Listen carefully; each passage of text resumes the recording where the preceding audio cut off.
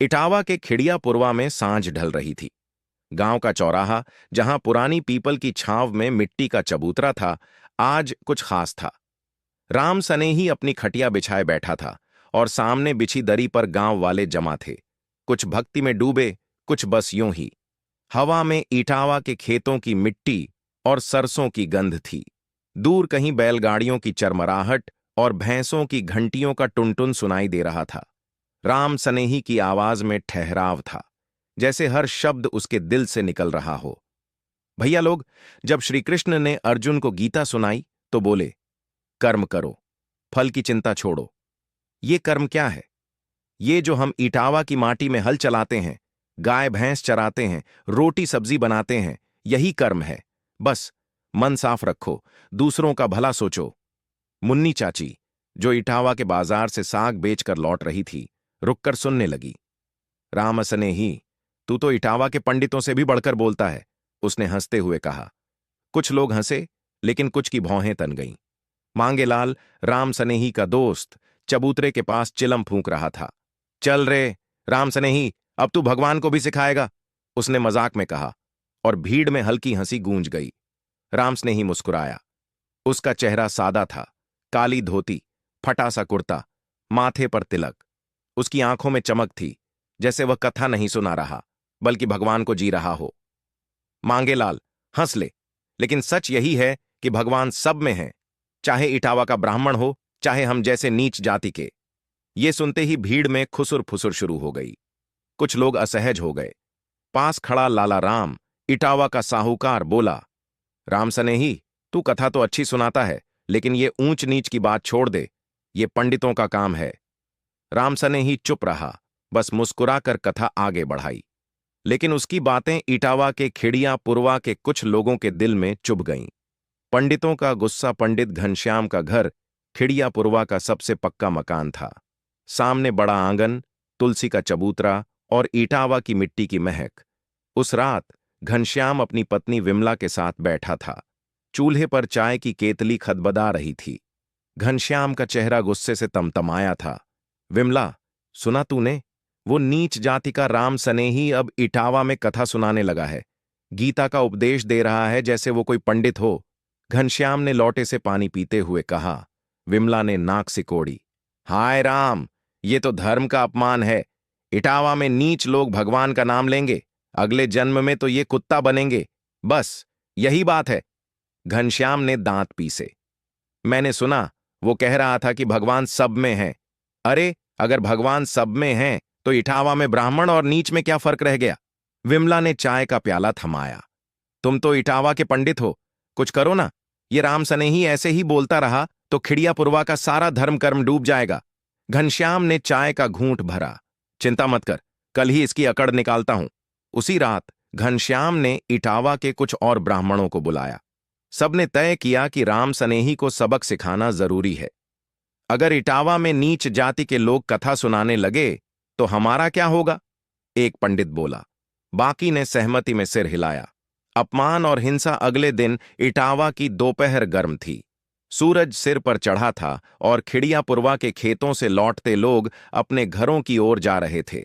राम सनेही चौराहे पर कथा की तैयारी कर रहा था।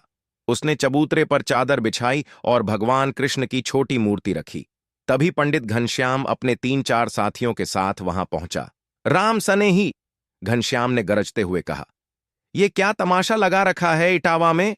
राम सनेही ने शांत स्वर में जवाब दिया, पंडित जी, मैं तो बस भगवान की कथा सुना रहा हूं, इसमें गलत क्या है? गलत? घनश्याम ने हंसते हुए कहा, तू नीच जाति का है और इटावा में भगवान का नाम ले रहा है, यह धर्म का अपमान है। गांव वाले जमा होने लगे। कुछ ने घनश्याम का साथ दिया, कुछ चुपचाप देखते रहे। मांगेलाल पास खड़ा था, लेकिन डर के मारे कुछ बोला नहीं। घनश्याम ने अपने साथियों को इशारा किया। 2 लोगों ने राम सनेही को पकड़ लिया। आज तेरा शुद्धिकरण होगा, घनश्याम ने कहा। उसने विमला को बुलाया, जो एक लोटा लिए खड़ी थी।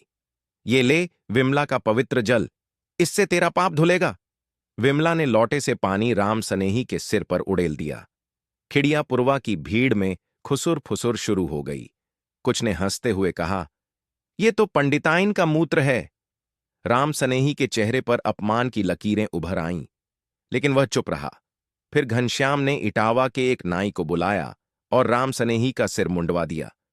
अब जा, और फिर कभी इटावा में कथा सुनाने की हिम्मत मत करना, घनश्याम ने धमकाया। राम सनेही चुपचाप उठा, अपनी खटिया समेटी और चला गया। उसकी आंखों में आंसू थे, लेकिन उसने कुछ नहीं कहा। खिड़ियापुरवा के लोग तमाशा देखकर तितर बितर हो गए। राम स्नेही का अकेलापन रात हो गई थी। इटावा की बारिश की बूंदें खिड़ियापुरवा की मिट्टी की दीवारों पर टपक रही थीं। राम स्नेही अपनी झोपड़ी में अकेला बैठा था। बाहर मिट्टी की सौंधी गंध थी और दीवारों से पानी रिस रहा था। उसने भगवान कृष्ण की मूर्ति सामने रखी और बात करने लगा। हे कृष्ण, मैंने तो बस तेरा नाम लिया, फिर ये सब क्यों हुआ? क्या मैं सचमुच नीच हूं? उसकी आवाज कांप रही थी। मांगेलाल झोपड़ी के बाहर खड़ा था। उसने दरवाजा खटखटाया। राम स्नेही, मैं हूं। राम स्नेही ने दरवाजा खोला। मांगेलाल ने उसे गले लगाया। तू उदास मत हो, ये इटावा के पंडित बस अपनी सत्ता बचाना चाहते हैं। कुछ दिन बाद इटावा के खिड़ियापुरवा में हलचल मच गई। एक अघोरी साधु गांव में आया था। लंबी जटाएं, काला तिलक, शरीर पर भस्म, उसका चेहरा डरावना था। वह गांव के बाहर एक पुराने बरगद के नीचे बैठ गया। खिड़ियापुरवा के लोग डरते डरते उसके पास जाने लगे। ये बाबा कौन है? मुन्नी चाची ने मांगेलाल से पूछा। पता नहीं, मांगेलाल ने कंधे उचकाए, लेकिन बोलता बड़ा गूढ़ है। सुना है वो इटावा में भगवान को देख चुका है। राम सनेही भी बाबा के पास गया। बाबा ने उसे देखकर मुस्कुराया। बैठ, राम सनेही। राम सनेही चौंका। आप मेरा नाम कैसे जानते हैं? बाबा ने हंसते हुए कहा, जो इटावा में भगवान का नाम लेता है, उसका नाम तो भगवान तक पहुंच जाता है। साधु का उपदेश अगले दिन बाबा ने खिड़ियापुरवा के चौराहे पर कथा शुरू की। इटावा के लोग दूर दूर से आए। बाबा की आवाज में गहराई थी, जैसे वह हर शब्द से आत्मा को छू रहा हो। मुन्नी चाची ने कहा, बाबा, आप सच बोलते हैं, लेकिन इटावा में तो पंडितों का राज चलता है। बाबा ने मुस्कुराकर कहा, खिड़ियापुरवा का सत्य वही है जो तुम्हारे दिल में है। भगवान को मंदिर में नहीं, अपने कर्म में ढूंढो। एक रात जब बाबा बरगद के नीचे बैठे थे, राम स्नेही उनके पास गया। बाबा, आप कौन हैं?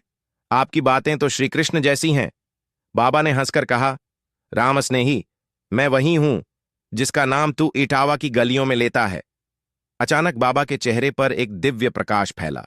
उनकी जटाएं गायब हो गईं और एक नीला रंग उनके शरीर पर चमकने लगा। गांव वाले जो दूर से देख रहे थे, दंग रह गए। ये तो श्री कृष्ण हैं, मुन्नी चाची चिल्लाई। पंडित घनश्याम भी वहां था। उसका चेहरा शर्मिंदगी से लाल हो गया। वह बाबा के सामने झुक गया। मुझे माफ कर दो प्रभु, मैंने राम सनेही का अपमान किया। श्री कृष्ण ने कहा, घनश्याम, इटावा की माटी में भेदभाव का बीज मत बो। सब मेरे हैं। समाज में बदलाव खिड़ियापुरवा बदल गया। इटावा के लोग अब राम सनेही की कथा सुनने चौराहे पर जमा होने लगे। पंडित घनश्याम ने अपनी गलती मानी और राम सनेही से माफी मांगी। विमला भी चुप थी। शायद उसे अपनी गलती का एहसास हो गया था। राम सनेही ने फिर से कथा शुरू की। भैया लोग, इटावा की माटी हमें सिखाती है, सत्य और करुणा ही भगवान है। गांव में जात पात की दीवारें ढहने लगीं।